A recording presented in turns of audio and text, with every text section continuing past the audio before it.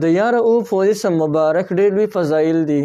که چېرته دا ته پابندۍ سره کوې نو تا ته به الله بېپناه محبت درکړي. داسې محبت به درکړي چې هر سړي ته به د زړه نه ګران او که یو ډلې ته ورشي، یو ډلې والا ته ورشي، نو هر سړي به تا ته د قدر او د عزت په نظر باندې ګوري، ستا به ډېر لوی قدر کوي، احترام به دې کوي. دا رؤوف داسې نوم دی. بلکې د یو سخت جابر ظالم په وړاندې ورشي، زړه یې ډېر سخت وي، لیکن د دې ذکر کوونکی انسان چې کله ورشي، د دې په برکت باندې به الله جل شانه هغه سخت ظالم جابر انسان په تا باندې مهربانه کوي او تا سره به مینه شروع شي. بسم الله الرحمن الرحیم. السلام علیکم ورحمت الله وبرکاته. زما وروڼو او خویندو، نن د الله جل شانه د یو نوم د یا رؤوف یو داسې زبردست اثر درته ښیم، خصوصا د محبت دپاره. په دې کې یو ډېر لوی تاثیر پروت دی. که دا تاسو په پابندۍ سره د دې اسم مبارک ذکر کوئ، یو خبره دا ده چې د ستا زړه هر څومره سخت ولې نه وي، الله به نرم دله کړي د یا رؤوف وظیفې په برکت سره. دویمه خبره دا چې الله جل شانه به تا ته بېپناه محبت درکړي. داسې مینه او محبت، رعب او هیبت به الله درکړي چې هر سړي ته به د زړه نه ګرانې. او بلکې د یو ظالم جابر بادشاه په وړاندې ورځي، یا د یو سخت ظالم په وړاندې ورځي، تا ته د هغو نه خطره وي، ډېر زیات سخت دله دي. نو انشاءالله چې د دې اسم مبارک په برکت باندې ودې الله د هغو نه محفوظ ساتي. هغه سخت جابر ظالم بادشاه چې ولې نه وي، هغه به هم الله په تا باندې مهربانه کړي او ستا سره به مینه شروع شي. دونه مبارک اسم دی.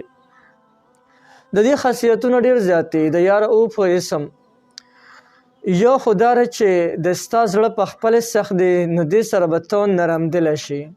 دویم، که د یو سخت جابر ظالم کس مخې ته ورځي، نو هغه سره چې څنګه میلاو شي، نو یکدم به تا باندې مهربانه شي. دې نه علاوه که یو کس وي چې ما سره څوک مینه محبت نه کوي، هر سړی زما نه نفرت کوي، اوس د هغه وروڼو دپاره دا اسم دا ډېر زیات مناسب اسم دی. هغوی چې د یا رؤوف ذکر کوي، د محبت دپاره که کله کوي نو علي درته ویم، که د محبت دپاره یې کوي نو بیا ورسره یا ودود اسم مبارک هم یو ځای کوه. ولې ابوعلي رحمت الله علیه دلته کې لاندې لیکلي دي چې د الله جل شانه دا نوم یا ودود داسې نوم دی چې دا ځان ته د زړونه په شان د مقناطیس راکاږي. نو دغه رنګې که بیا تاسو د محبت دپاره د دې هغه ذکر کولو، نو هغې دپاره به بیا تاسو ورسره یا رؤوف یا ودود، یا رؤوف یا ودود دا رنګه ذکر به کوئ. نو الله تعالی به تاسو ته بېپناه محبت درکړي، داسې محبت چې هر سړي ته به بیا د زړه نه به ورته ګرانېږي. ډېر زیات مبارک عمل دی. راځئ د دې وظیفې کولو طریقه درته ښیم چې د دې وظیفې کولو طریقه څه ده.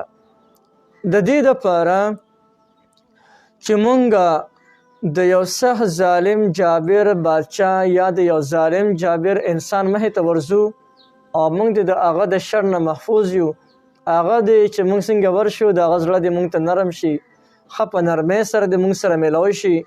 د هغې دپاره چې کله دا وظیفه کوئ، نو د ټول اول پکار دی خصوصا د هغې خلکو دپاره چې هغوی باندې عدالتي هغه مقدمې وي او هغوی د حاکم په وړاندې ورځي، حاکم ورته ډېر سخت غوسه دی، یا د جج په وړاندې ورځي، جج ورته ډېر سخت غوسه دی.